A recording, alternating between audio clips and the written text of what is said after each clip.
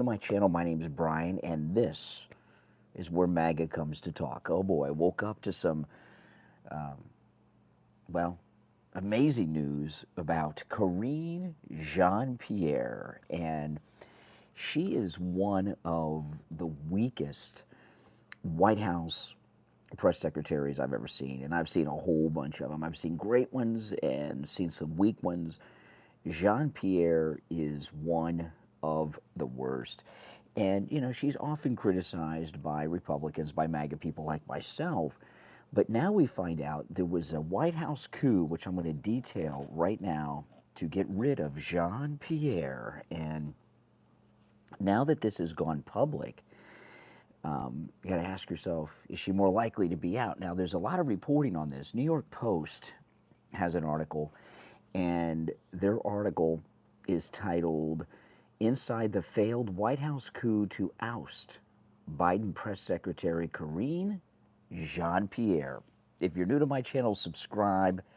You'll love my content, I promise you. If you love Trump, you'll love me. If you don't love Trump, you watch me long enough, you will be on the Trump train too. So let's go through this article. This is beautiful. Top aides, this is the New York Post I'm reading from. Top aides to Biden secretly hatched a plan this past fall to replace White House Press Secretary Karine Jean-Pierre by recruiting outside allies to nudge her out the door, the New York Post has learned. Wow. This is already my second cup of coffee. Jean-Pierre, who made history in May 2022 by becoming the first black and first openly gay person to hold the position. Whoop-de-freaking-do. She thinks she's Neil Armstrong or Rosa Parks here, okay? It's no big deal to be black and gay and do something. It's, you know, this isn't the 50s or the 70s or something. You know, all this stuff is normal now, and people still try to attach all these labels that they've accomplished something because of all these things. It's really not a big deal at all anymore. Jean-Pierre, who made history in May 2022 by becoming the first black and first openly gay person to hold the position, had developed the habit of reading canned answers directly from a binder to reporters at her regular briefings. Yeah, I've noticed that. She'll go through and then look for an answer, you know. But McEnany did that too, you know. But McEnany was better at it. The binder's a joke, yeah. They're probably pissed at her that she's not tech, right, that she's using binders. Remember how they used to make fun of Mitt Romney when he was running for president because he talked about binders?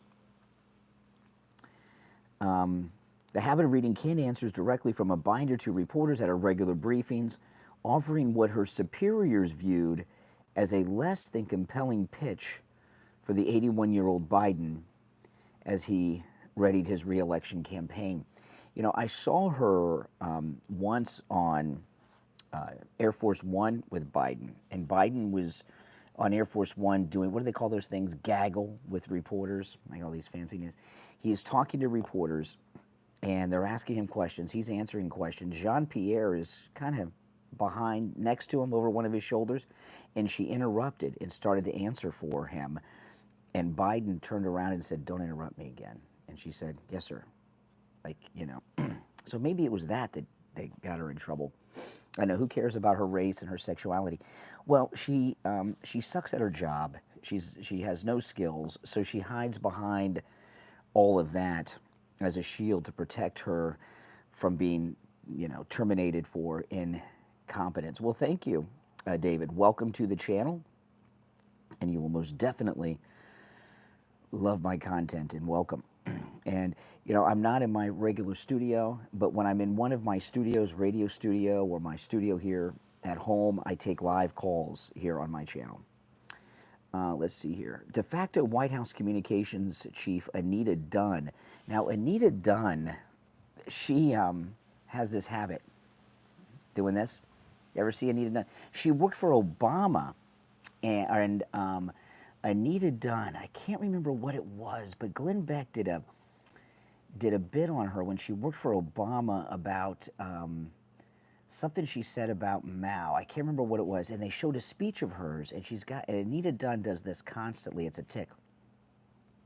When she's talking, she'll be talking like this, and then she'll go, and then she'll look at the computer like I'm looking, and then go, you know, she does this constantly. The lizard tongue. Yes, lizard tongue. Thank you, Georgie. That's what it's called, lizard tongue. De facto White House communication chief Anita Dunn, the wife of Biden personal attorney Bob Bauer. Oh, well, Jean-Pierre's screwed, you know. She's in. Told her colleague she had decided to call in prominent Democrats to explain to 49-year-old Jean-Pierre that the time was ripe to move on, the New York Post has learned. Move on where? Do you know how hard it is to fire a black lesbian? Oh, my goodness, especially if you're a Democrat. She must have really been pissing people off. There were a number of people, this is Anita Dunn they're talking about, there were a number of people she asked to engage Jean-Pierre, said one source who heard of the strategy directly from Anita Dunn, whose role as senior advisor has been filled during the past 3 presidencies by Jared Kushner, Valerie Jarrett, and then Karl Rove back in the W days. The source also told the New York Post that Anita Dunn had claimed White House Chief of Staff Jeff Zients knew about and supported the cloak and dagger scheme to push Jean-Pierre out of the West Wing. Well, maybe they were trying to get her some TV deal. Yeah.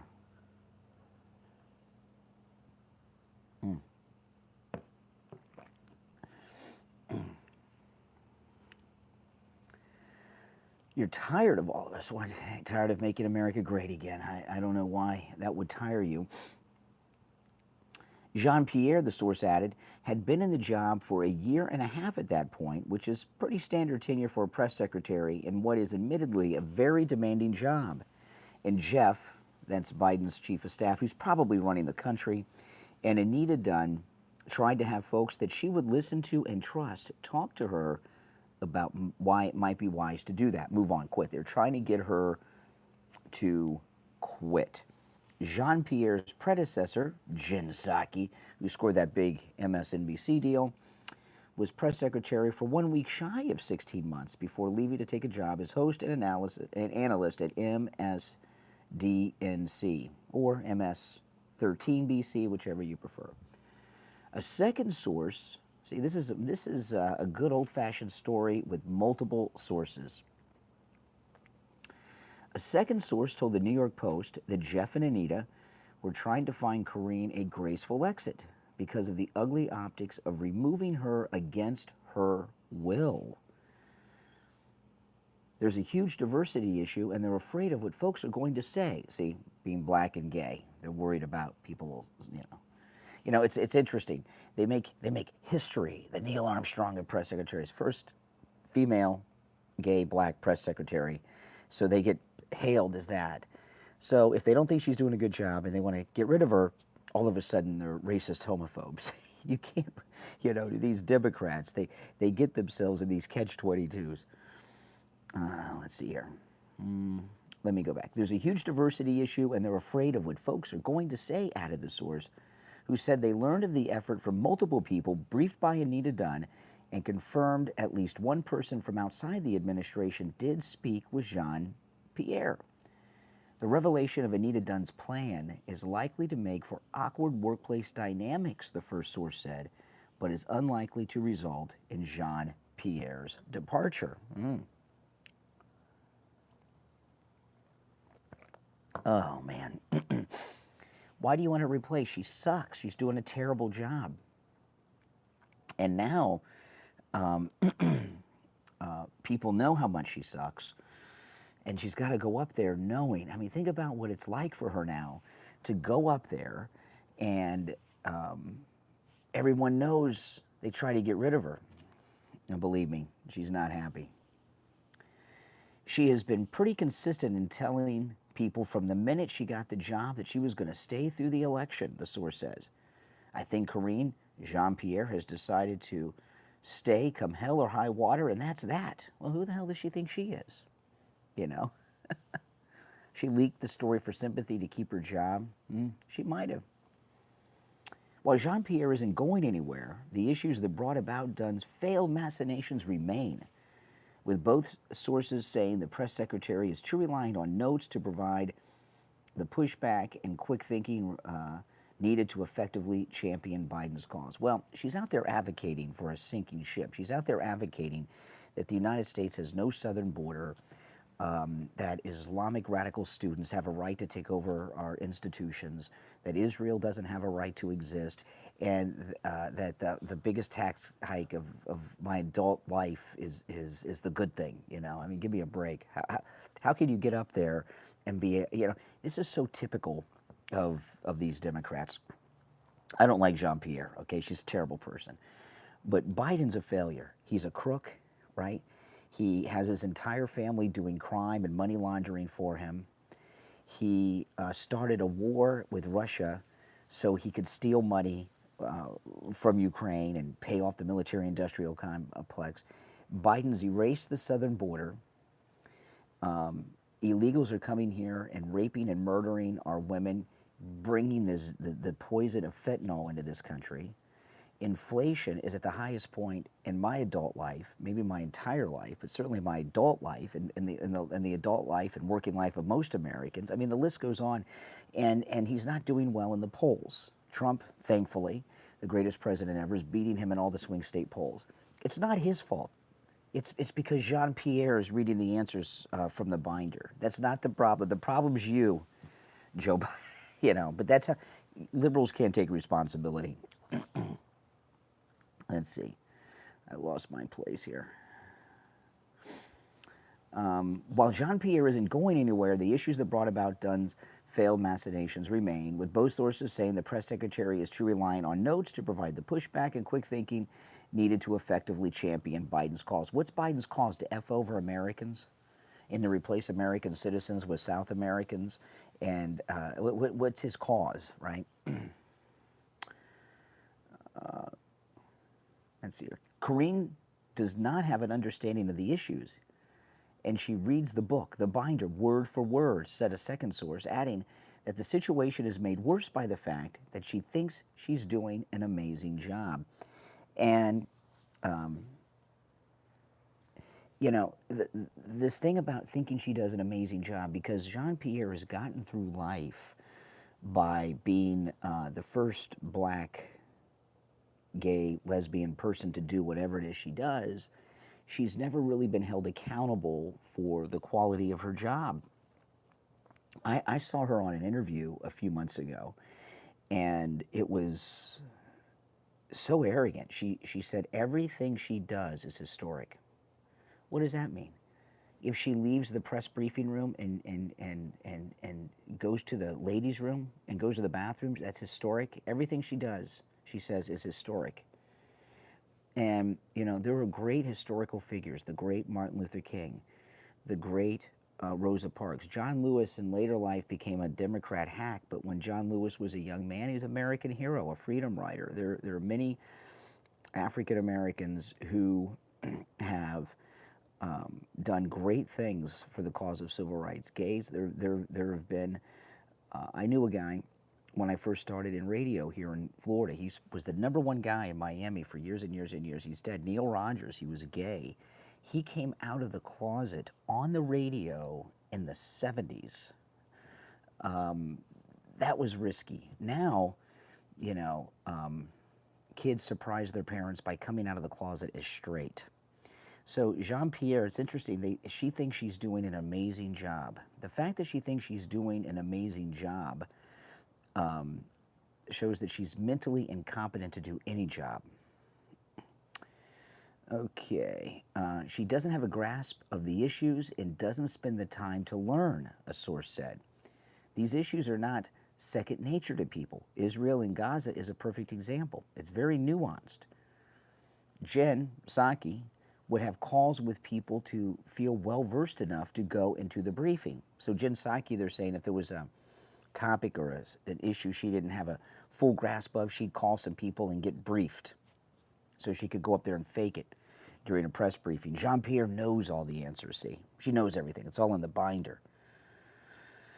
In response, White House Deputy Press Secretary Andrew Bates told the New York Post, not only are these claims wildly false, which we know what he says is a complete lie, there's too much detail, right?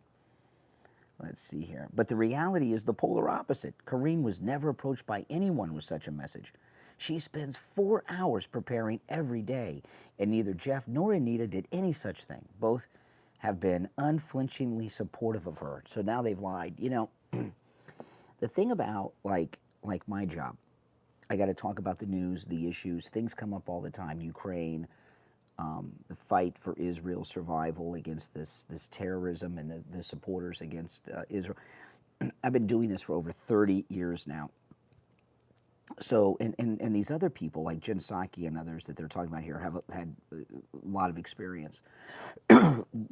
When you work in a field for years, you gain a worldview and a knowledge of the key issues. You don't have to be briefed or read an article.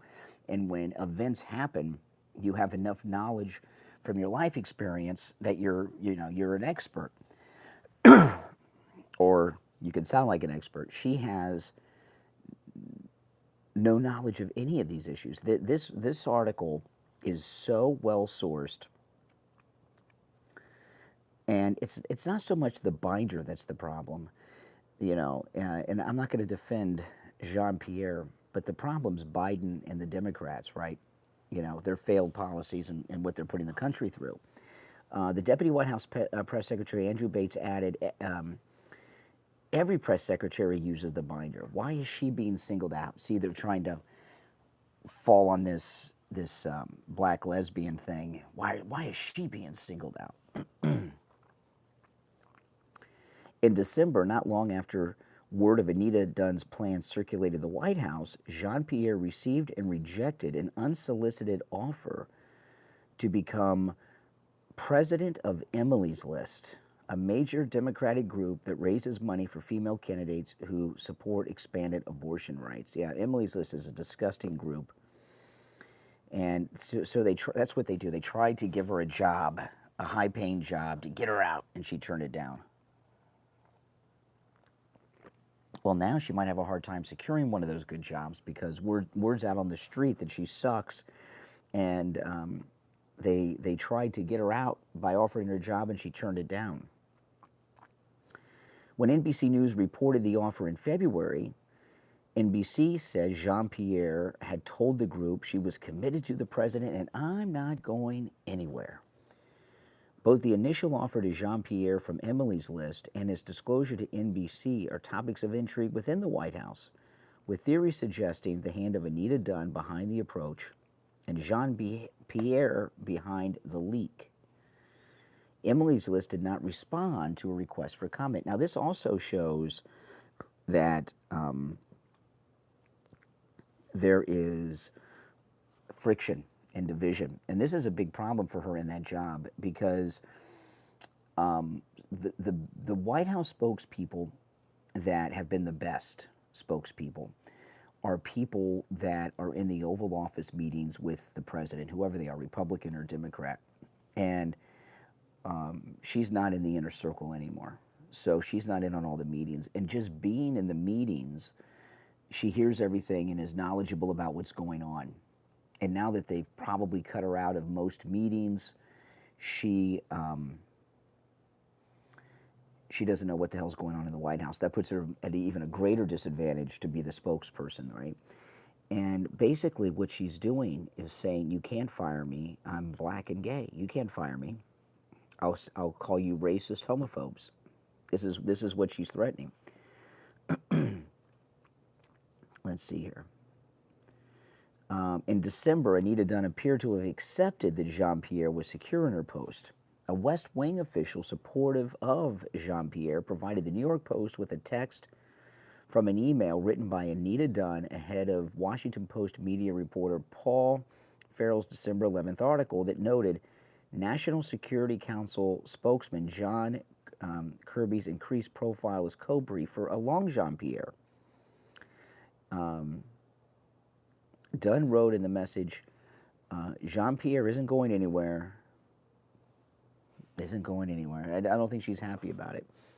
The pro-Jean-Pierre official also told the New York Post that Anita Dunn was among those who had backed the press secretary's promotion from being Jen Psaki's deputy, with the comms chief even calling in former White House officials to request their help in communicating to reporters that Jean-Pierre is very strong and doing very good of a job in the briefing room, even though they tried to get rid of her. If you're new to my channel, make sure you subscribe, all right? You'll love my content, and if you'd like to support my channel and all my content, radio show, podcast, everything, go to mypillow.com, use my promo code KANE at checkout, K-A-N-E, and load up on these great products. The spring sale extravaganza is going on right now.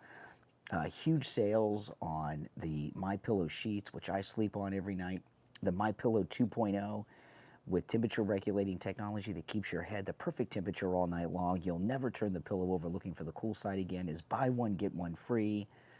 The 6-piece MyPillow towel sets that I dry my body off with every day when I get out of the shower, 50% off.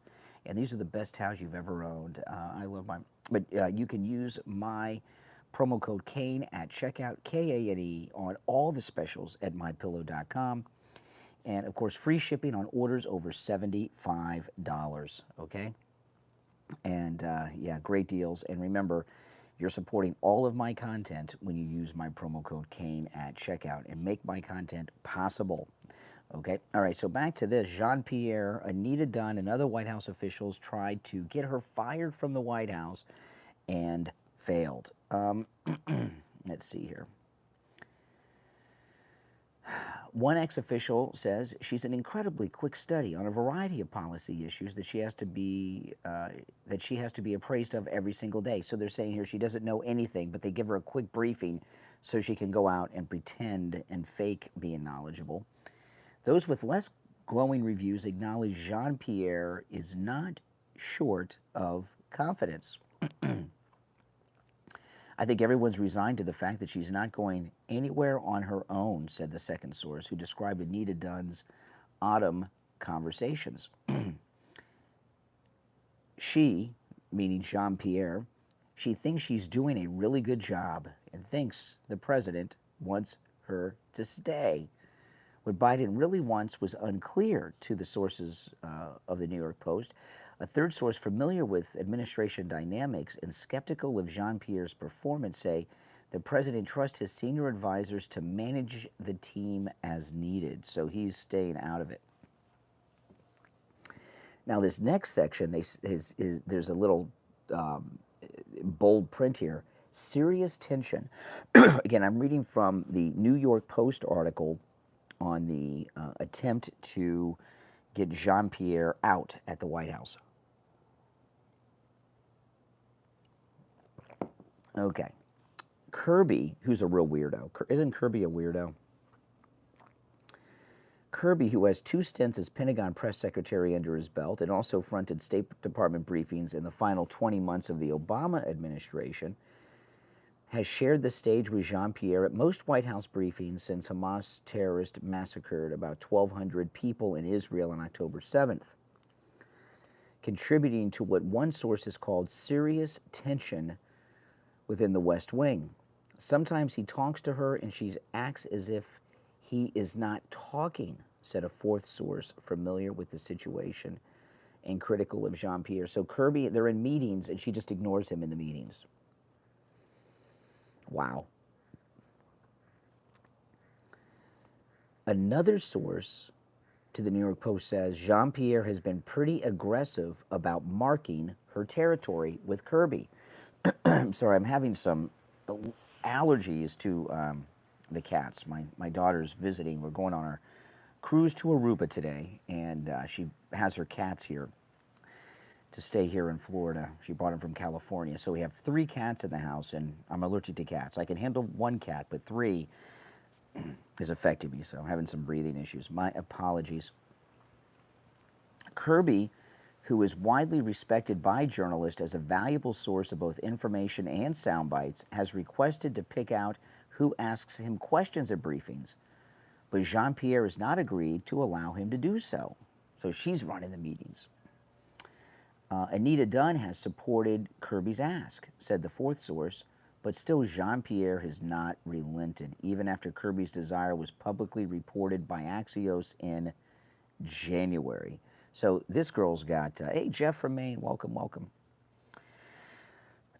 Yeah, Jeff from Maine, he makes, he calls me in the morning show, quite a bit. His calls are always good. And what's a good call can be classified by many, many things, but Jeff brings up a lot of things that I had not considered that make me think.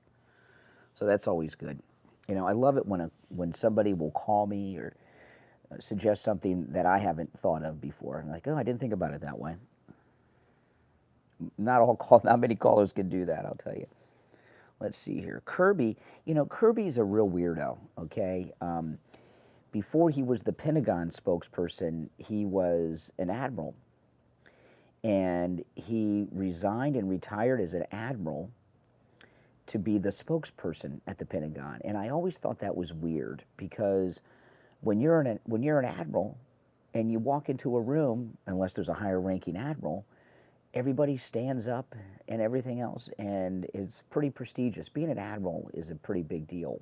Why would he give up being an admiral to just be a guy in a suit as a press spokesperson, a press secretary? It seemed like a major. Now, he was a Pentagon spokesperson while he was an admiral. When Obama was president, he wore his naval uniform and was an admiral. And then all of a sudden he's in a suit. It just seems like a downgrade, doesn't it? Does it seem weird to you? Not sure. I know what you mean, Jeff, about the phone. When I'm I make so many typos, oh my goodness, on my phone. Kirby told the New York Times it's a privilege to be in her company, meaning Jean-Pierre, to watch her work and to learn from her. Now, here's a guy who's been a spokesperson at the Pentagon. He's worked at the State Department. He worked at the White House, and he was an admiral in the United States Navy. And he's saying that he's learning from this no-talent Jean-Pierre.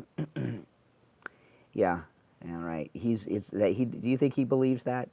Hell no. Kirby learns from Jean-Pierre.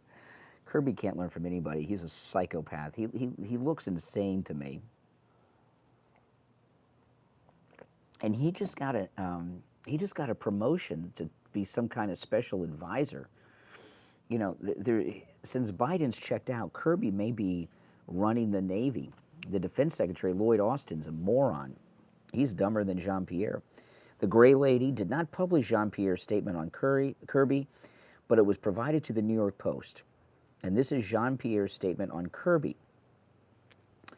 Admiral Kirby is an excellent colleague, and I'm proud to work with him. These two freaking hate each other, and they're crazy. I love it. I've enjoyed getting to know him and have great respect for his service to our country. His military experience and the work he has done as part of the national security team have been immensely helpful to the White House, particularly with 2 ongoing conflicts around the world. So a bunch of gobbledygook. They hate each other like the plague. And they're both releasing statements trying to convince us that they're friends. Give me a freaking break. While Kirby is at odds, I'm sorry, I misread that. While Kirby is the odds-on favorite to replace Jean-Pierre as press secretary should she depart, there are other contenders. One of them is the former press secretary for Hillary Clinton, who is the communications director for Kamala Harris's campaign office. And it says he has undergone an ego detoxing in his current post. So I guess he was the press secretary for Hillary. Brian Fallon's his name. And he had a big ego, so they gave him this lower level job with Kamala Harris. They call it ego detoxing. I guess they brought him down a peg or two. They call that an ego detox. Okay. A number of Democrats, both inside and close to the White House, said they were unaware of Anita Dunn's plot to replace Jean-Pierre. And see, this is the thing. This is the thing, okay? Anita Dunn, because, most people, including the great President Trump, believe that Obama is really running the country. He's really running things. Anita Dunn is a tight insider with Obama. So Anita Dunn's move against Jean-Pierre, I think is safe to say, is really Obama's move to get rid of Jean-Pierre. Obama won Jean-Pierre out. I don't think Anita Dunn just went on her own and did this without Obama. It's probably Obama's idea. He probably watches the briefings. You know, if he probably gets up around the middle of the day and watches the briefings, and doesn't like her, and Obama wanted her out and told Anita Dunn, "Freedom Soup, too early to go to the ship." Yeah, much too early. I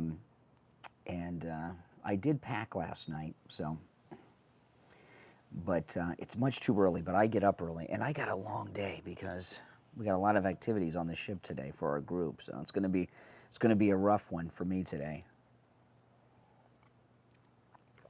The ship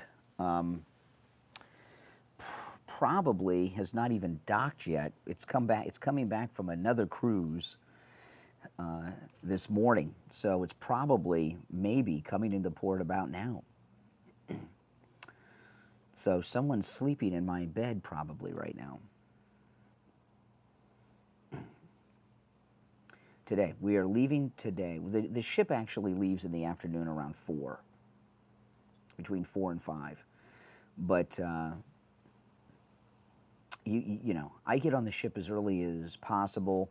So I first thing I do when I get on board the cruise ship is I unpack everything, put all my clothes in the dresser and hang everything up, put the suitcases away, get everything put away, and then you get an extra day of on the ship if you go early. Plus, I have to, you know, the Ian from Cruise and Travel Depot, our travel agent for our cruises, he and I have a lot to do on embarkation day. You know, we and a lot, you know, a lot goes into these cruises. We just recently took a tour of the ship, scouting out our locations, but we've got to meet with one of the officers on the ship today, and they're going to walk us through all the locations of all of our events for our group, make sure everything's set up right. They take us to the dining room, make sure that all our seating is perfect for the dining room, and you know, because sometimes I have to make changes with the seating, so then you know, so we have to deal with that, and all kinds of things. So I'm not taking calls now here. No, I'm just sitting on the back porch here, but not taking calls right now. The first day's like Christmas, yeah. Well, it's a work day because I got to work with our travel agent Ian to get everything set up. All right, so back to this. So if you're just joining us, well, that'll be great, Freedom Soup. Yeah, our ship cruises in the Mediterranean as well. If you're just joining us, I'm finishing up with this article. The New York Post, although it's being widely reported in many other places, I'm reading from the New York Post. There was a major move to force Jean-Pierre out of the White House, and she said, "Screw off. You know, if you fire me or force me out, I want to tell everybody you're racist homophobes." Okay. The New York Post spoke with almost a dozen prominent Democratic staffers for this article, including current and former White House officials, all of whom requested, well, you know, to hide their identity to discuss internal personal matters. The sources agree that Anita Dunn does not appear to harbor any ill will toward Jean-Pierre, with many suggesting that the encouragement that the press secretary shift to an outside role was meant to be a long-term boost to Jean-Pierre that plays more to her strengths. Oh, bunch of bullcrap that is. Eyewitness Jeff is the White House Chief of Staff, okay? Eyewitness Jeff and Anita coming pretty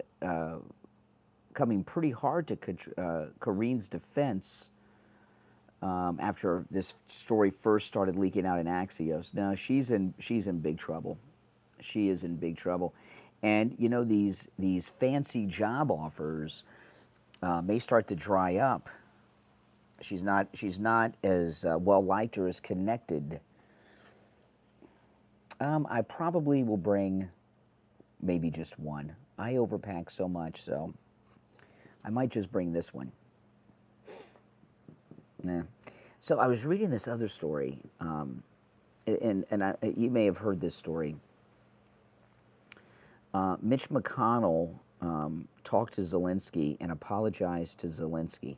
Can you believe this? Mitch McConnell, who of course is an asset of the CCP, apologized to Zelensky for the delay in sending him more money.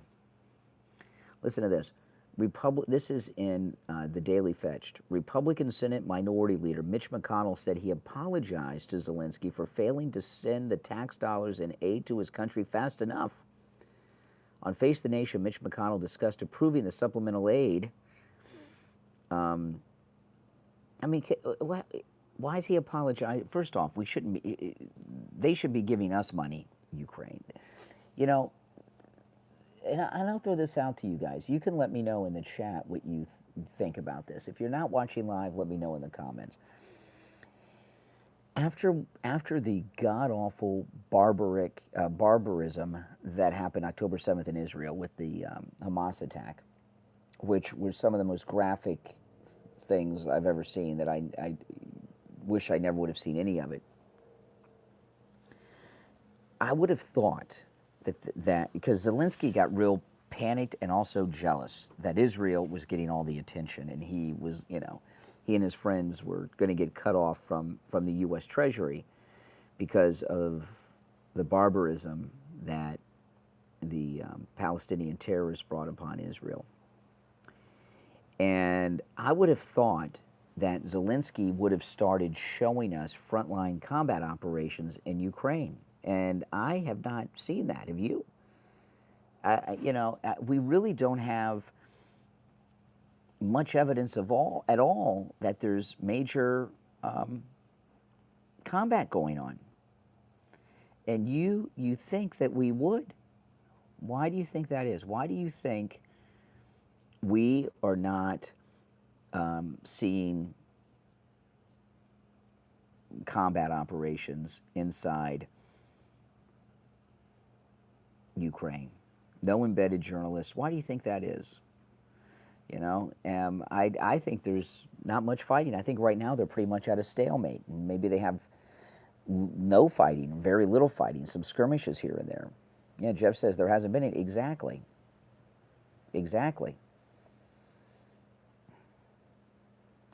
Well, it's funny. Shawna says, she says, let's ask Pablo in Ukraine. It's interesting you say that because I just pulled up. Pablo in Ukraine is a 20-something-year-old YouTuber in Ukraine. He's Ukrainian, and I found his channel right when this war over there, this proxy war we had with Russia first started, and I've been following him. He's in his 20s, he's of military age, and he's a YouTuber, and you don't see any battles, you don't see any wars. He just has a nice, peaceful life in the country, mostly in Ukraine. Sometimes he travels to resorts on the ocean, you know, where I guess they're the Black Sea. Sometimes he goes to Kiev. You never see anything. His latest video was last week, April 20th, and this is Pablo in Ukraine. Hey guys, in this episode, we're going to spend the weekend in an out-of-town village doing work around the summer house. Thanks for watching. Now, right now, he has a summer house, and they're renovating, doing some renovations. Now, I don't know about you, but I don't have a summer house. Well, I guess I do. This is my summer house, my winter house, my fall house, you know, my spring house. It's all right here where I'm sitting right now. And, you know, you watch his channel, if you want to know what's really going, and I have nothing against Pablo from Ukraine. He seems like a good guy, and Pablo's just trying to make his way, like, you know, like anybody else. And I like the guy. If you want to know what's really going on, don't do it until after I shut down the stream, guys. Okay, don't do it until I end the stream. But if you want to know, if you want to know what's really going on in Ukraine, right here on YouTube, Pablo from Ukraine. Pablo from Ukraine. And if you want to support him, you can buy him a coffee. And I watch his videos. His English is pretty good. It's gotten better. And yeah, he went to a concert. Luba's his girlfriend. They went to a concert. You know, it's yeah, it's nice. You know, he's nothing against it, but that's where you find out what's really going on in Ukraine. And my guess is Zelensky doesn't watch Pablo. Well, it used to be Pablo in Ukraine, and now it's, I think he changed it. It's Pablo from Ukraine. Pablo from Ukraine. And his channel has really grown. You know, it's one of the few channels out of Ukraine, maybe the only channel where you get to see what's really going on in Ukraine. And here's a video a few months ago. He and his girlfriend are refurbishing the front door on a house they were restoring. Yeah, yeah. And I'm just shocked that his channel's still around, because if Zelensky saw this channel, he would not like it. He would not like it, because Ukraine looks like a peaceful, safe place, safer than a lot of places in this country. Yeah, yeah. He's in Ukraine doing videos from Ukraine. And how many people have I sent Pablo from Ukraine? I mean, how many people watch me that have subscribed to Pablo? And I have nothing against Pablo, and I think he's a good source to find out what really is going on in Ukraine. You know, this case in New York with this crooked judge in Bragg has really fallen apart, hasn't it? I mean, you know, this is, let me pull this up. There's an article, Travis Media Group, okay? This is on Twitter. And this was yesterday, right after the cross-examination of David Pecker, right? The National Enquirer head, or former National Enquirer head. And these are the highlights that they listed. David Pecker admitted that at the meeting he had with Trump and Cohen in 2015, that catch and kill was never discussed. It's Pablo, V, not B. So he said that catch and release was never discussed with Trump. Pecker also admitted that a financial agreement was never discussed at the Trump meeting. David Pecker agreed that Michael Cohen is prone to exaggeration, and said that when he signed the non-prosecution agreement with the feds, that he knew if he were to be prosecuted, it would lower the value of his assets when he was trying to sell. So he was trying to sell, Pecker was trying to sell, so, you know. He also, Pecker admitted that Karen McDougal's lawyer and Cohen knew each other personally, so they could have been discussing their own agreement on the side. Now that's a big one, okay? This is fascinating to me. This is beautiful, because I think Karen McDougal is full of it. I went back a week or so ago and watched an interview with her. I can't remember who interviewed her. Was it, I can't remember who interviewed her, but I watched the interview, and I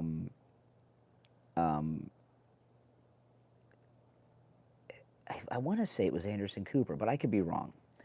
But you guys can find it. And Pablo from Ukraine. Yeah, go ahead, subscribe. Yeah, I watch him all the time, Bill. If you want to know what's really going on in Ukraine, you know, he was doing a live stream a while back, Pablo, and I was watching the live stream, and someone told him that I sent them.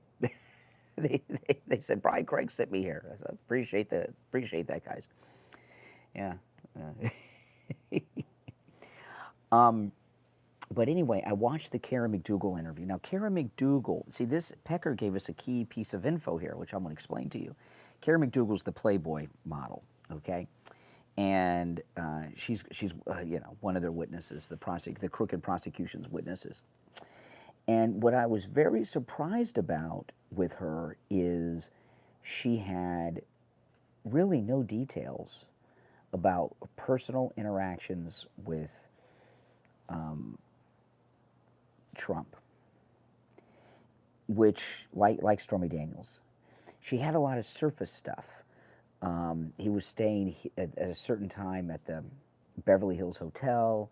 His bodyguard, she knew the name of, was there, etc., etc. So she has some credibility in her initial interviews because she had a little bit of detail, but it was very vague.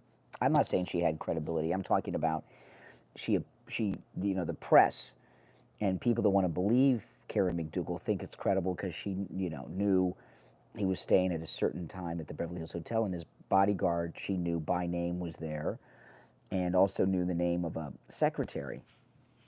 And, that lends credibility because if,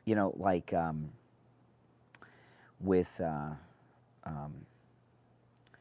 if she said he was at the Beverly Hills Hotel, but he was in Jersey, it would fall apart, like E. Jean Carroll. E. Jean Carroll doesn't even, in all of her claims, doesn't even know what year it happened.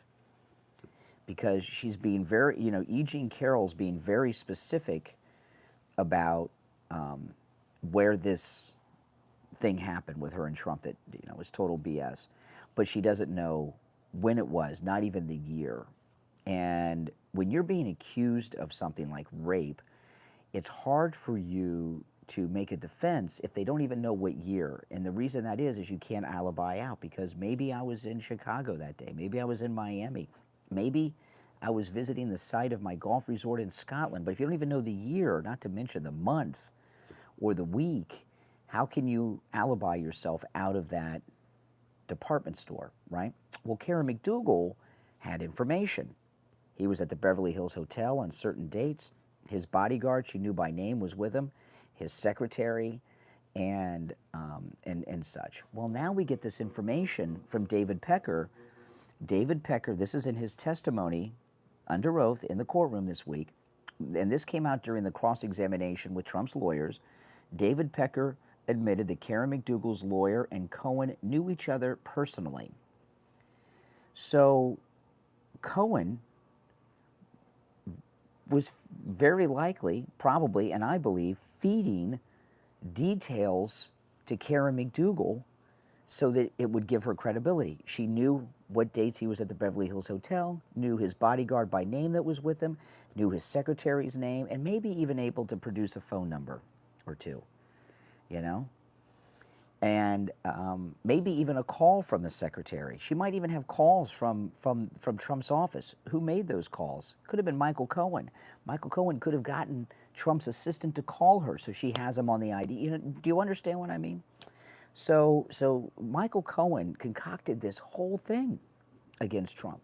The Stormy Daniels. There was a story.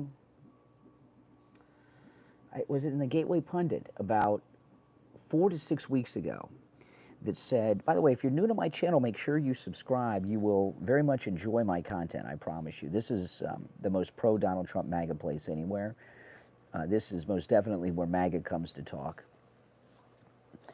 And I do welcome people who disagree with me, because I think you will see the light and join the Trump train if you watch me long enough. Now, there was a story a month, 6 weeks ago, that said that Michael Cohen had had an affair with Stormy Daniels. And I'm not sure if it was the Gateway Pundit. It's been there's so many developments, it's hard to remember the news source on all of them off the top of my head. I need that Jean-Pierre binder, I guess. But it said that Michael Cohen had had an affair with Stormy Daniels.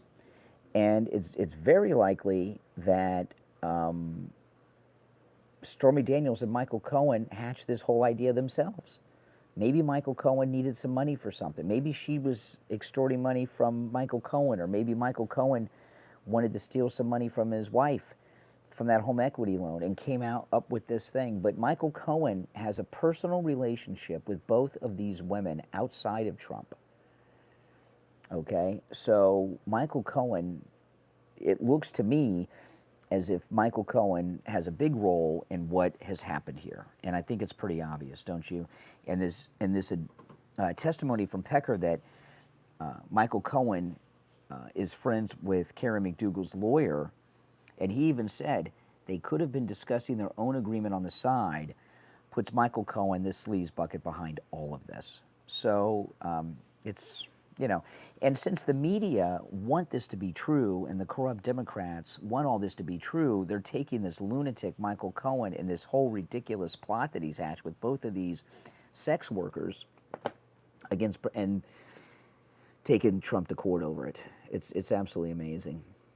Oh yes, Trump will save our country and our civilization, no doubt about it. No doubt about it. So we'll see where that goes, but I think it's pretty amazing. Now, I did do a live stream last night talking, well, about Kristi Noem and the dog. And I didn't see any updates on the story this morning yet, but you know, after sleeping on that last night, I mean, I'm even more firm that she's done. She's done. You know, this shooting the puppy story. She's just not going to be able to overcome that. She's done politically. That will follow her forever. I don't know if I'll live stream from the cocktail reception. But I will live stream from the ship. Don't worry, guys. I will live stream from the ship, and let me put my. I'll live stream on this channel from the ship, but I'm going to vlog the ship. I'm going to make, you know, videos of the ship and all, and I'm going to post those on my other YouTube channel, Main Street Moments. I'm going to put the link to my other YouTube channel in the chat here, and you can subscribe. Let me grab the link to that channel, and I'm going to, you know, the news and the issues I'm going to continue to do here on this channel while I'm gone on the cruise. But the tours of the ship and all our shore excursions on our catamarans, our sailboats, and all, I'm going to put on my other channel. I'm going to put it in here. And I'd appreciate that, guys. That's my Main Street Moments channel where I do my vlogging. I'll pin it to the top. So if you could sub to that channel, I would greatly appreciate it. Well, thank you, Wanda John. Yeah, I'll make vlogs starting today, and I've got some plans. Today I'll probably just do a day one embarkation vlog, but I'll give tours of all the cool stuff on the ship and make vlogs on our shore excursions, Aruba, Bonaire, and Curacao. And although we go to the ABC Islands in a different order, I think we go ACB, I believe. Yeah, so if you could subscribe to this channel and the other one, the Main Street Moments channel, I'd appreciate it. I know it's a lot of subbing. Well, hey, listen, it's free to do, guys. Thoughts on nuclear warfare around the corner? Thoughts on the identity politics victim mindset? I don't know what you mean about the identity politics victim mindset, but no, don't worry about it. Thank you, Jeff. I'm going to do an entire vlog just on the buffet. I'll probably do it, well, I guess I would have to do it for different times of the day, because I guess I could do one vlog showing the buffet, breakfast, lunch, and then later at night. Hobo Trails, welcome. Yeah, so maybe that's how I should do it. Yeah, I don't eat at the buffet too much, not because I'm buffet paranoid. The restaurants are fine; are all included. You can have breakfast and lunch as well as dinner in the dining room, and it's a luxury restaurant with luxury food. You know, high class. You know, just incredible food. So I prefer the restaurants than the buffet. I usually eat in the buffet once, maybe twice during the cruise, and then late at night when everything's closed, if we're still up, sometimes we'll go to the buffet late at night, like way after midnight, and have pizza or something. Yeah. Now somebody asked about nuclear. Don't worry about nuclear war. It's not going to happen. It is a lot of fun. Our next cruise is I don't want to say the date because I could be wrong, because we were talking about a few dates. But our next cruise next year is on the Celebrity Ascent, which is their newest ship. Yeah, I'm just, I like to, when I'm on a cruise, because I am so, the cruise was my yearly vacation with our great listeners, and many people from YouTube go on the cruises with us. During the rest of the year, I'm so busy, I don't sit down and have dinner too much. And when I'm on the cruise, I like to sit down and have a nice meal and socialize and relax, you know. And the buffet is a little too fast.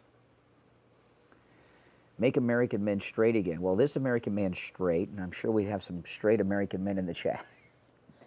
I know. I mean, Shay's Lounge, share and relax. Believe me, I'll be doing a lot of relaxing and streaming and vlogging and a good time. Oh, man, I'm excited. My daughter and her friend are here. Everybody's sleeping. But if I could, I'd go to the ship now. But I have to, you know, in this day and age, have so much tech. You know, I packed all my stuff, but I've got like a travel suitcase. I got to pack my computer and, you know, my microphones and stuff like this. And I have to take a setup in case there's, we leave today.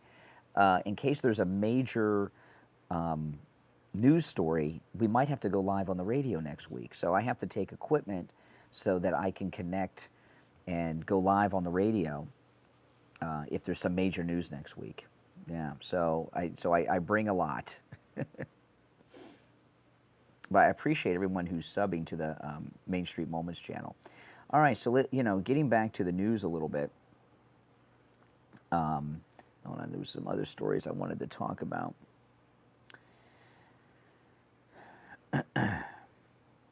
Because so much has been going on. Oh, I wanted to finish up with Kristi Noem. You know, and in the stream last night, this thing about Kristi Noem, on top of, and I have the same kind of dog. My dog Nina, that's 17 years old, she's a wired hair pointer griffin, and the dog that Kristi Noem shot was a 14-year-old dog just like mine, and it's just sad. I posted a picture of my dog Nina laying on my stomach on Twitter, on X last night. If you guys want to see it, and you know, I am just disgusted that she did it. Trump is not going to jail, and as disgusted as I am at what Kristi Noem did with this dog, I'm glad that we found out about it now. If she would have been our nominee with Trump, and this would have come out, you know, after the convention, we'd be effed. You know, and I'm starting to wonder, but this is the one thing I'm wondering. Putting this in the book is stupid, right? Stupid.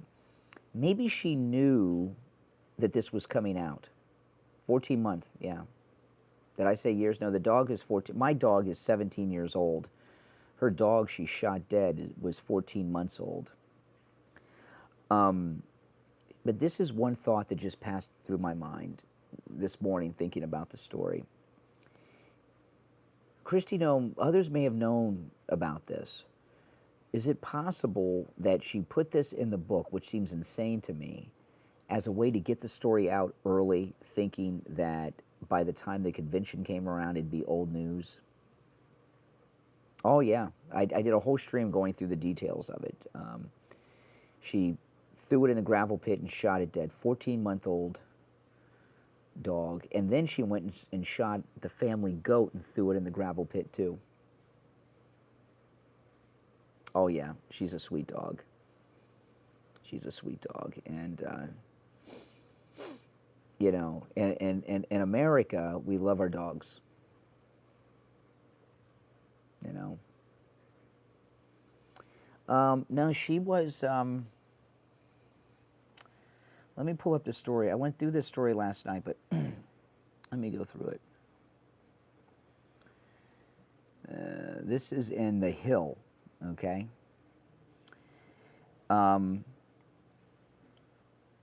This is in The Hill. South Dakota, and she wrote about this in her book. So this isn't like, you know, somebody's making this claim. These are in her own words from her book that's about to come out.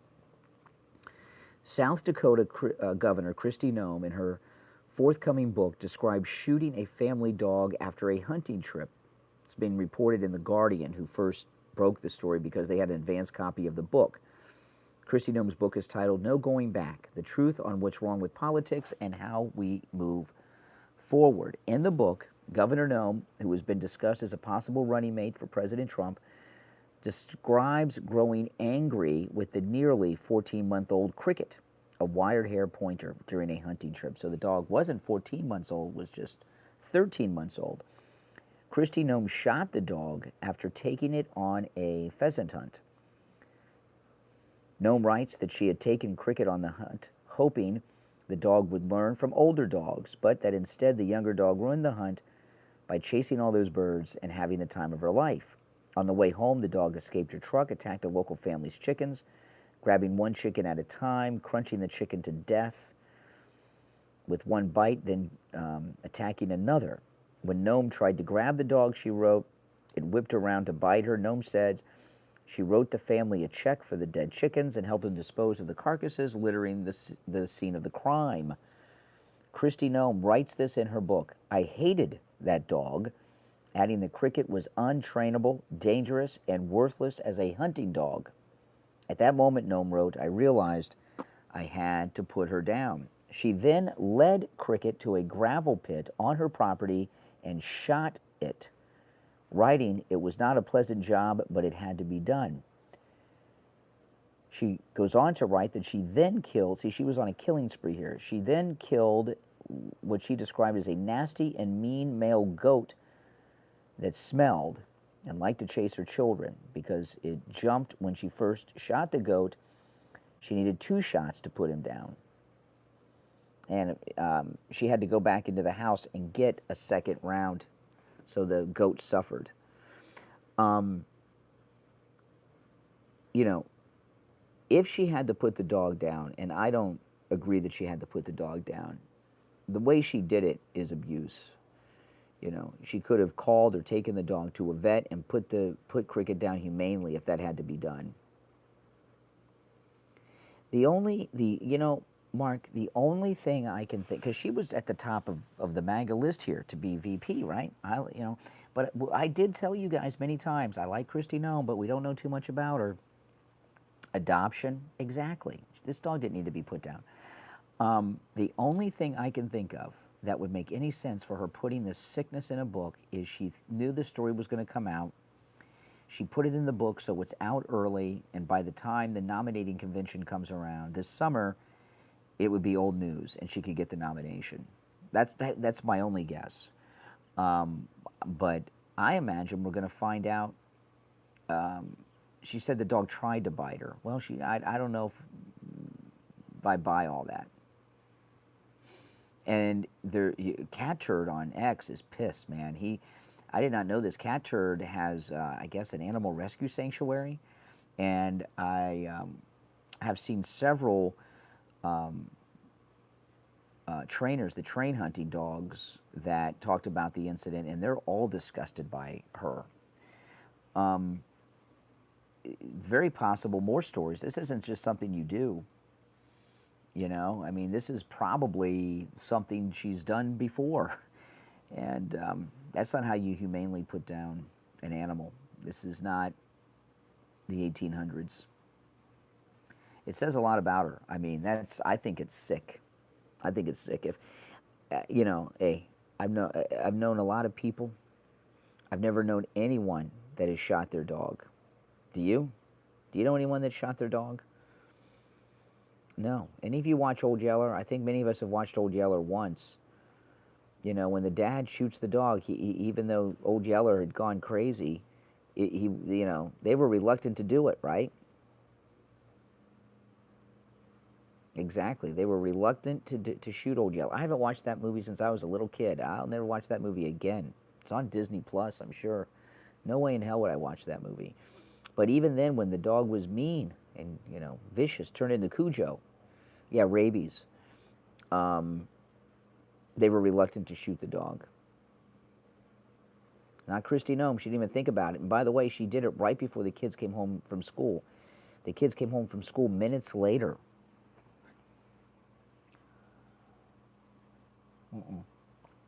No one should be shooting dogs. That's exactly right. That's exactly right. She's crazy. That's crazy. Now she responded on, she tweeted about it. Let me pull it up. And her response was awful. Let me see here. I'm not sure if she did it on her governor's. It's not. No, it's on her personal. Okay.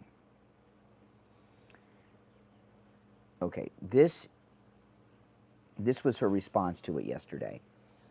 Kristi Noem. We love animals. Hold on.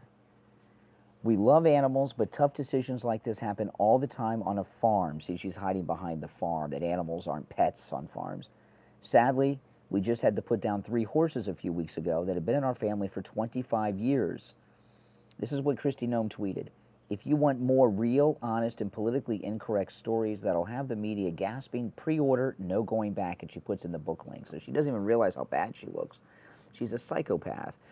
And you know, my first reaction, and there's two possibilities as to why she put this in the book. One is what I told you, that she knew it was coming out, so she wanted to release the story first to water down the negative blowback from it.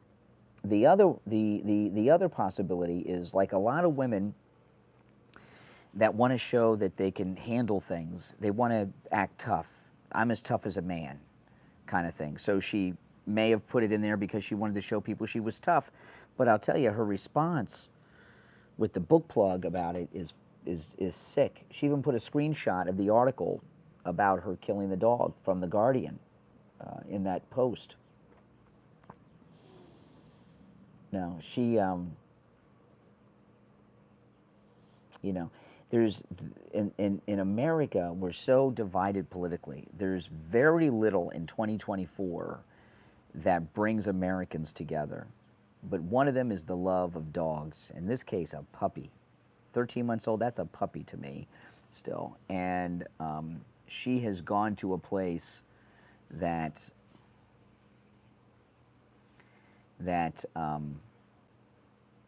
there's no coming back from it. I mean, that's the kind of thing people are not just going to forget about. They're just not going to forget about it. No, I'm not happy about it at all. I'm pretty disgusted by her, quite honestly. You know, and her response to it is disturbing. I don't know. What are your thoughts? I mean, last night, the consensus in last night's chat was her career's over politically. Do you think she's over politically? You know, if other stories like this come out, she could find herself resigning as governor if some more stories like this about her come out. You know, if in this day and age, you don't shoot the dog. You take the dog. If a dog has to be put down, if an animal has to be put down, which we've all had to do, it's god awful, you know. You do it through a vet, and it's very humane.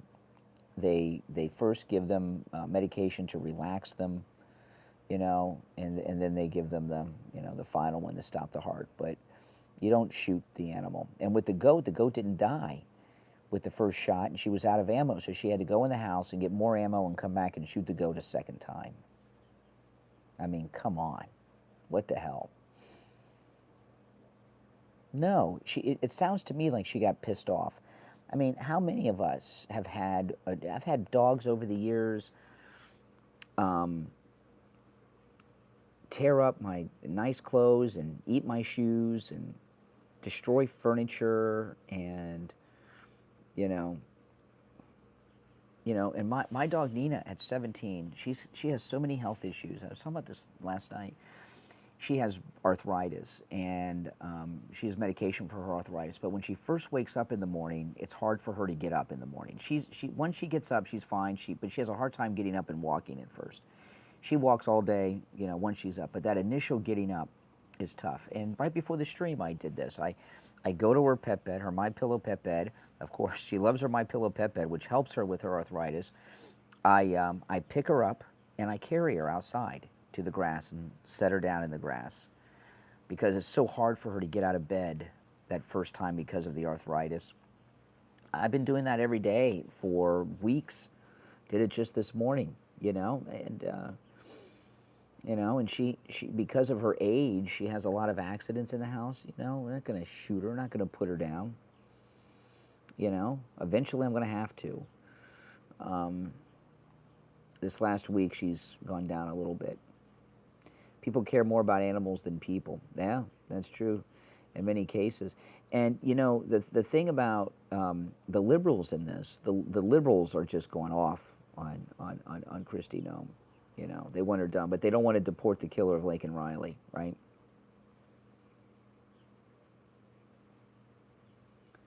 Dogs react when you return like you've been away a lifetime. Yeah. Yeah, that's right. Let's go Trump. Yes, that's right. MAGA for life. Absolutely. Now, if you'd like to support my channel and my content, please go to mypillow.com and use my promo code Kane at checkout, Kane. You know, when you use my promo code Kane, you can take advantage of all the specials at mypillow.com, not just the ones I talk about, but the MyPillow mattress topper, 50% off.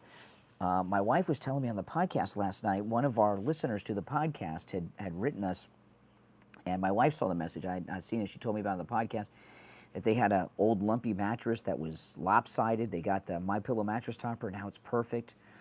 You know, so there's just great specials. The MyPillow towel set, 50% off. My pillow slippers and slides and sandals as low as $25 a pair, all with my promo code Kane at checkout, Kane. And when you do that, you're getting great products from MyPillow. You're supporting Mike Lindell and MyPillow, and you're also supporting my channel, my podcast, radio show, and all my content. So I appreciate that. Promo code Kane at checkout, Kane. Doesn't Trump have a rally? Let me double check. I'm pretty sure when it is, but let me double check. Because I'm pretty sure I know the date, but I don't want to tell you the wrong date. Let me double check. Yeah, he has 2 rallies on the 1st. Yeah, one in Wisconsin and one in Michigan. There you go. Mm-hmm.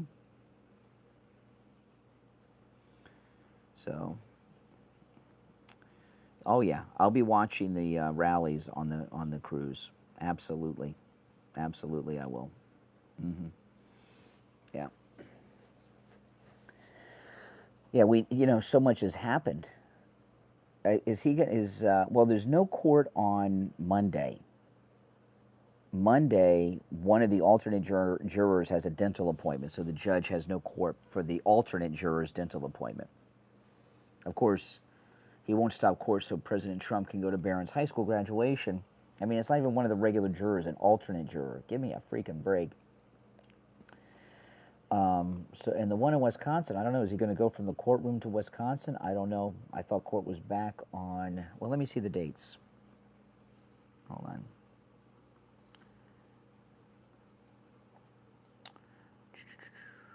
The 1st is Wednesday. There's no court on Wednesday. Okay, so he's got 2 rallies on Wednesday, May 1st, and there's no court on Wednesday. So there he is campaigning those days. That's great.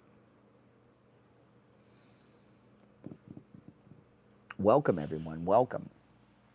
Oh, yeah. So, the Jean-Pierre story, so what? If they get rid of Jean-Pierre, what do they do? What do they do? They bring in some other liberal jerk or give it to Kirby. Mm-hmm. It's amazing that there's so much coverage about this Stern interview with Biden. Who cares about Howard Stern anymore? Right? Howard Stern, it's the first time people have been talking about him in a long time. And Biden said he's happy to debate Trump. Oh, yeah, let's see that happen. He's a has-been. Yeah, he destroyed his own career.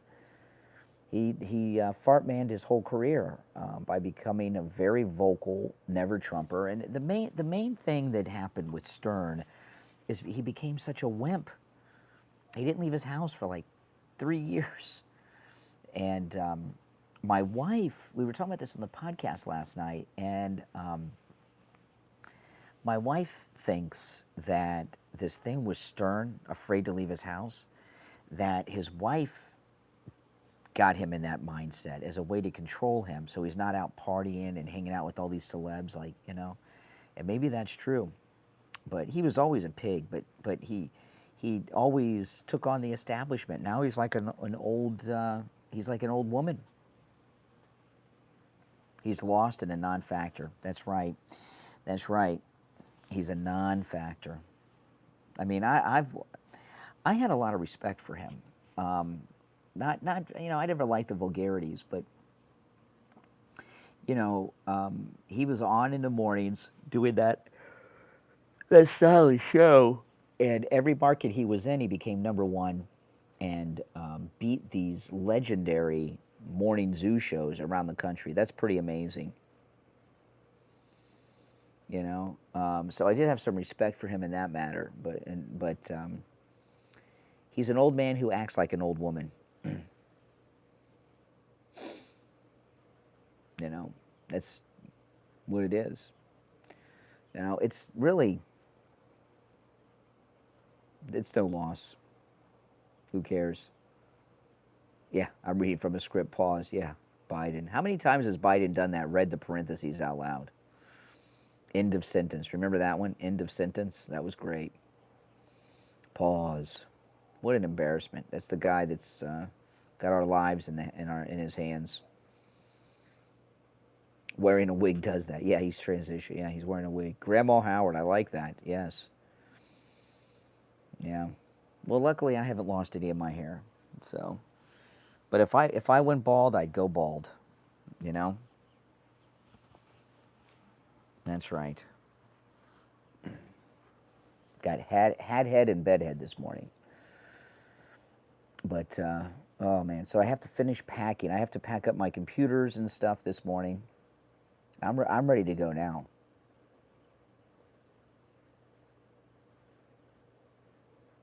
Blame Jill. She needs to have the talk. Yeah. Well, Jill is really the end of quote. Yep, that was another one. End of quote. That was a great one. Yeah, I wouldn't wear a wig like Stern. And the other thing guys do, like Bob Costas, they dye their hair black, and it looks ridiculous. It's amazing to me that modern science has not developed black hair dye that doesn't look like the hair is dyed black. You know? I've been going gray since I was 20. I don't mind going gray.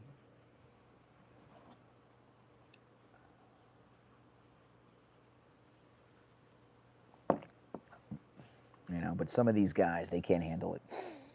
Going bald, going gray, and I don't think I would go the Mr. Clean look and shave my head. I would imagine if I shaved my head, I'd look like a Telosian from the first pilot of Star Trek, or the Cage. You know, the Cage or the Menagerie, whichever one you want to watch. You know, the Telosians that held Captain Pike. That I'd look like an alien. Mm-hmm. But yeah, Stern's a non-factor, and you know this thing about a debate. There's no way Biden's going to debate. And if he was pressed on it, he would say he tried to overthrow the government. He's an insurrectionist, and I'm not going to debate an insurrectionist. And there's also a security issue for the president to be in the room with an insurrectionist. You know, they'll blame the Secret Service on that. Do you think, yes or no, do you think Biden will attend Trump's second inauguration? Will Biden attend Trump's second inauguration? Since President Trump didn't go to his, I don't think he will. Mm-mm. James says yes. Wow. I say no.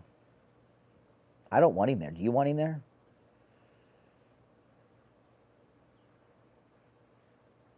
There was one yes, maybe two yeses, mostly no's.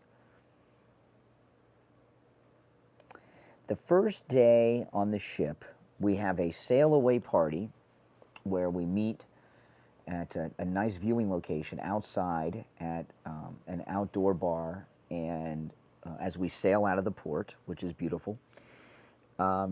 And we have the early dinner. I don't know what time dinner is, but we have the earliest dinner available, and the reason we do it that way is so we have the nights free. right? If you have the later dinner, you don't have as much time at night. So we have the early, so today we have our sail away party, which is at 4. Then after that, we have dinner, and we all sit together. We have tables that are like 10 to 12 a table, and we have our own section of the dining room. So then we have dinner, and then after dinner, on our first night, we meet in one of the conference rooms, and me and our travel agent Ian from Cruise and Travel Depot, we go over all the events of the week, the schedule and all the events we're going to have, and our shore excursions and stuff. We go over everything with everybody, and so we're all on the same page for the week. That's the first day. So it's a long day for me, and I've been up since 2:30. I just couldn't sleep in. I had to get up. Yeah, so the first days all the days, there's lots to do. Oh yeah, a lot of planning goes into these things. A lot of planning goes into these cruises. I like early dinner. Well, we go to the, I don't know if they have one on the first night, but we go to all the Broadway shows and concerts they have. We go to all of them together. So usually what we do is we have dinner, and then usually, depending on what time we get out of dinner, we'll all go back to our cabins and change into more casual clothes, and then we'll go to the shows together. And I enjoy the shows. I'm sure there's a show tonight. I don't know what the entertainment is. You don't know what the entertainment's going to be until you get on board. Because mostly they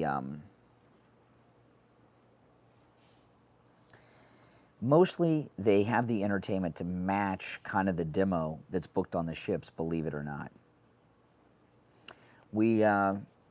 Our first port of call is Aruba, and that's on Tuesday. So Sunday and Monday are sea days, which I really enjoy. What I do, the first night, and I've been doing this, I've been going on cruises since I was 18.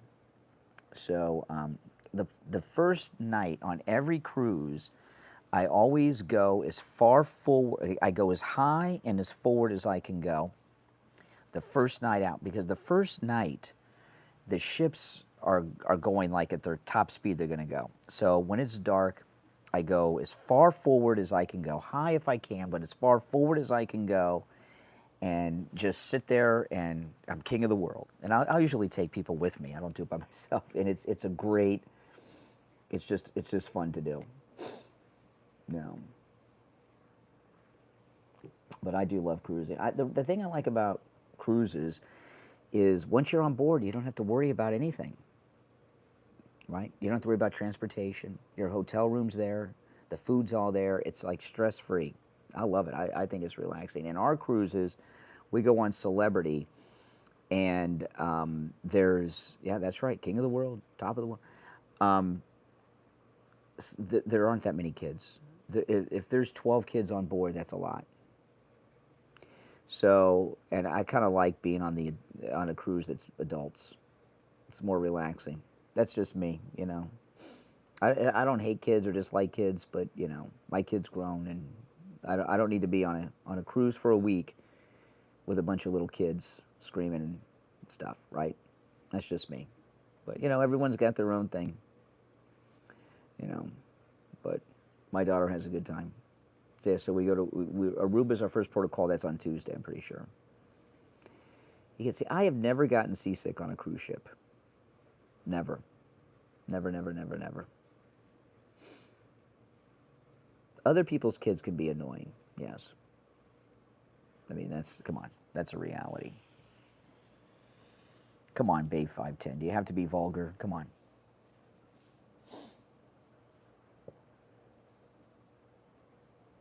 As soon as land's out of sight, yeah. Well, when we do the sail away party, the first night's always a lot of fun because we leave out of Fort Lauderdale and it's a beautiful view.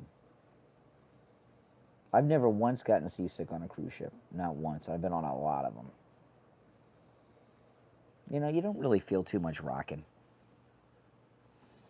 Let me see if I can find.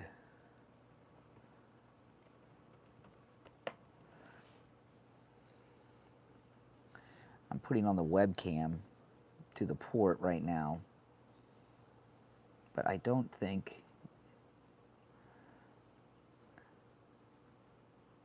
Yeah, here's our ship right now coming into port. Ah, an ad popped up. Let me see if I can...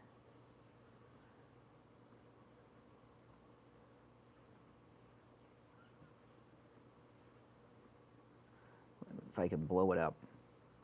Our ship is just docking. Right there. That's the ship I'm going on today. The Celebrity Beyond. Right there. It's just docking at the port. Right? Yeah, that's port. It's just cut. It hasn't even docked yet. It just came into the port just now. Okay, so I'm up early. Someone's in my bed right now, sleeping, or doing something else. Who knows? Yeah. Celebrity Beyond. So you can see on the back. It says Beyond on the back. Okay, that's my ship in Port Everglades. Pretty cool. It's so funny. I put on the webcam for the port, and it just came in. Yeah, it's on a, let me see if I can... I can't blow it up, but see if I can find another...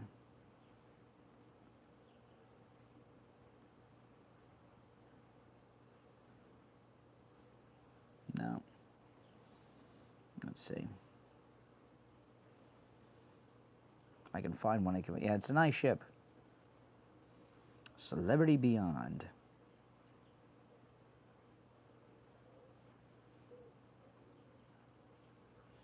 Nope, that's the only webcam I can find of it. Oh well. Oh, here's another one. Oh, this one doesn't show the port.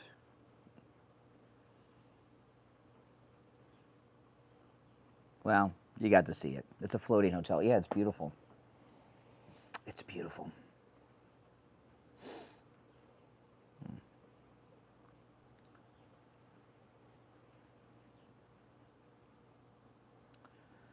Let me see if I can... I can't find another camera that I can expand. It won't let me expand, but there it is. Now it's... And that's it, Celebrity Beyond. Now that thing on the side, that orange thing, that's a bar and restaurant. We have a cocktail party there. Yeah, it's going to be a lot of fun. I think I'm early when the ship hasn't even docked from the previous cruise. And we have people flying in from all over the country. California, particular San Francisco, all over the country.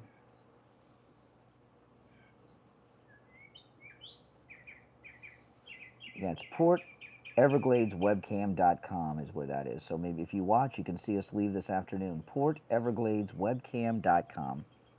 New Zealand, welcome. portevergladeswebcam.com. And our captain, this is the first time we have a lady captain, Yeah, I've never had a female captain before.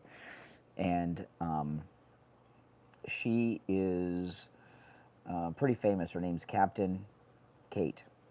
It's an 8-day cruise. We leave today and we come back a week from Sunday, a week from tomorrow. Oh yeah, the birds are up. I probably woke up the birds.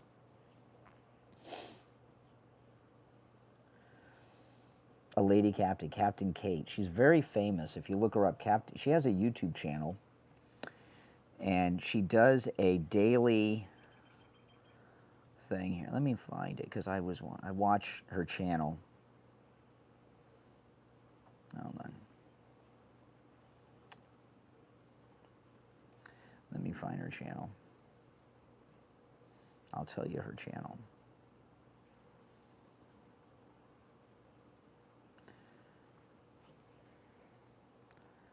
Her channel, I'll I'll put it in the chat.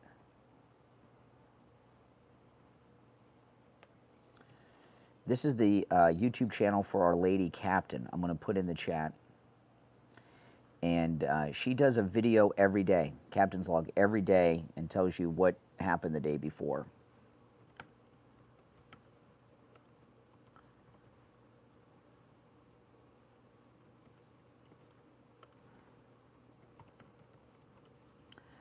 Let's see.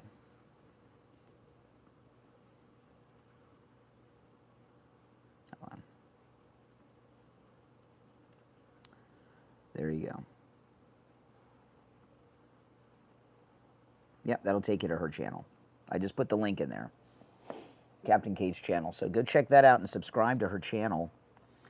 And she's the first woman to captain a U.S. cruise ship. And her channel's really interesting. If you go back and watch, she took all the inner workings of the ships and everything that she's worked on. It's pretty interesting. So, and then we get our group. We get to go to a get to go to a private cocktail party with the captain and the officers, which is always fun. So get to meet her. I want to get a good picture of her for a thumbnail for the YouTube video. Yeah. You don't have dinner with the captain, it's a cocktail party with the captain. But if you go back through, yeah, that's the link to her channel. If you go back, you'll see some really interesting ones. I thought she did a series of videos. She wasn't, I don't think she was on this ship. She was on another ship during the lockdowns. But she was still on board the ship with a skeleton crew, and she did a whole series of videos on how they maintain the ship during the lockdowns. And they're out at sea, and they have to do all kinds of maintenance because things like the toilets and the sinks aren't being used, and they, you know, so it's pretty interesting, you know, how they maintain the ship when they couldn't take passengers during the lockdowns. So yeah, let me put her, I'll put her link again. Did you guys get the link? I'll put it in there again.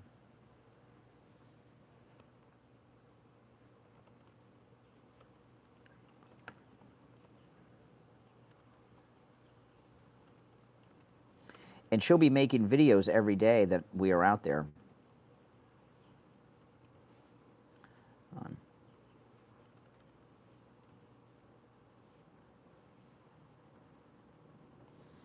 She does a video every day, captain's log, and all the events from the day before. There it is. Yeah, so click that link and then sub to her channel.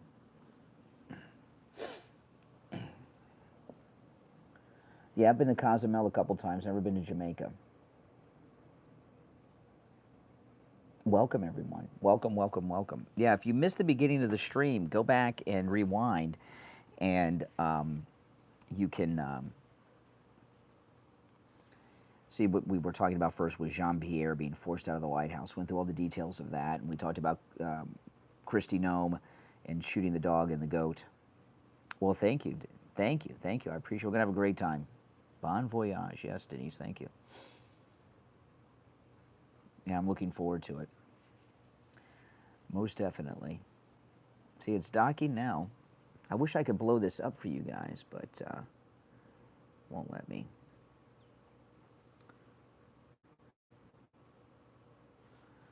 That's our ship. It just docked. It just docked. Celebrity Beyond. I usually, when we come back next Sunday, I always wake up early like I'm doing now because I like, it's a cool view to watch the ship dock. But that's our ship in port right now. It's just docking. Oh, it doesn't work on mobile? Well, you have to pick it up on desktop. The wind is blowing. Alexa, what's the weather? The current weather is 73 degrees Fahrenheit with partly cloudy skies. Today's forecast has clouds with a chance of showers with a high of 84 degrees. High of 84. 73 degrees. Alexa, what's the wind speed right now? Currently, it's breezy at 6 miles per hour. Today, expect moderate winds around 17.3 miles per hour. Oh, winds up to 17.3 miles per hour today. Right now it's 6. I know. I still have some supplies during the lockdowns in the garage. I keep them for the hurricane season. Yeah, but if you sub to my other channel, which I pinned to the top, I'll be vlogging the cruise. You'll get to see the cruise vlogs on my other channel, the Main Street Moments channel that I pinned to the chat. And then if you follow our captain, whose link I put in there, Captain Kate on YouTube, each day she does a captain's log of everything she did the day before. Which sometimes there's some pretty interesting stuff on there. She has one of those cats that's hairless that's on board with her. And on this ship, they don't have there's no wheel. They actually steer with a knob, which is so strange. Well, no, I'm going to be streaming here while I'm gone on the cruise, guys, so don't worry. Yep, that's her, Ursula. Oh, really? Did I make all yours come on? Your devices when I talk to mine? Oh, no. I'll be here as much as possible this week, live streaming, so don't worry. Yeah, I've never been to Aruba. I've wanted to go. They say on a clear day you can see Venezuela from Aruba. I don't know, but that's what I've been told by people. I'll take a look. I'll try to see Venezuela. Welcome, Jeff. Well, listen, guys, I'm going to run because I have to start getting ready, but I guess not too quickly because the ship isn't fully docked yet. But if you're new to my channel, make sure you subscribe, and I'll see you all later. Thanks for watching, everyone. Take care.